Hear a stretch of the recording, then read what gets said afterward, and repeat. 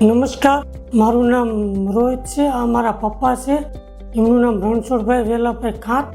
અમે સુરતથી છીએ અને એમની ઉંમર 55 વર્ષની છે. મારા પપ્પાને ધનુની ગંભીર તકલીફ લઈને સૌરાષ્ટ્રની એક મોટી હોસ્પિટલમાં સારવાર હેઠળ રાખ્યા હતા. 9મી ઓગસ્ટે એમને સુરતની પીપી માણિયા હોસ્પિટલમાં સારવાર લેવા માટે વેન્ટિલેટર સાથે આઈસીયુમાં ટ્રાન્સફર કરવામાં આવ્યા. મારા પિતાના સ્નાયુમાં ધનુની જકડાઈ વધારે અને શ્વાસના સ્નાયુઓમાં જકડન હોવાથી મારા પપ્પા વેન્ટિલેટર ઉપર હતા. શ્વાસના સ્નાયુઓ અને પેટના સ્નાયુઓની જકડન ઓછી કરવા ધ્યાન અને એનેસ્થેસિયાના ઇન્જેક્શન ચાલુ હતા. ફેફસામાં નિમોનિયા હતો, લોહીમાં પણ ઇન્ફેક્શન હતું અને મારા પપ્પાની કન્ડિશન બહુ જ ખરાબ હતી. કિડનીમાં સોજો હતો, કિડની ઓછું કામ કરતી હતી, સામરીમાં પણ ઇન્ફેક્શન હતું. એના લીધે ફોડલા પડી ગયા હતા. પીપી માણિયા હોસ્પિટલના ડોક્ટરોએ અને સ્ટાફના લોકોએ દિવસ રાત અઘાત મહેનત કરીને, ઘણો પરિશ્રમ કરીને, ઘણા દિવસ અને રાત મહેનતથી ધ્યાન અને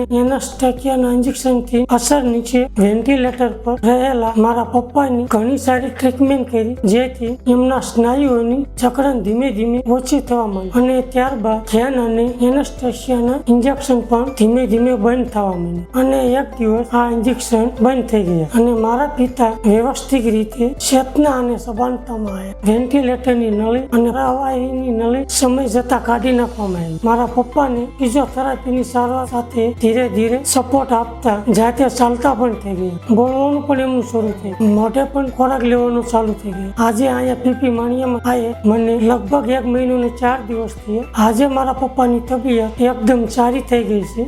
ફરી શકે છે, જાતે ખાઈ શકે છે. હું અને મારા પપ્પા પીપી માણિયાના તમામ ડોક્ટરોનો, અહીંયા સ્ટાફનો, અહીંયા કર્મચારીઓનો ખૂબ ખૂબ આભાર માનીએ છીએ. એક સમય એવો હતો અમને લાગતું જ નહોતું મારા પપ્પા બચશે, પણ પીપી માણિયામાં લાવ્યા બાદ અત્યારની પરિસ્થિતિ જોતા એકદમ સ્પષ્ટ છે.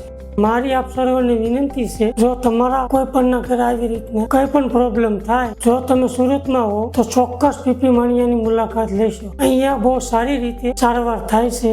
ધન્યવાદ.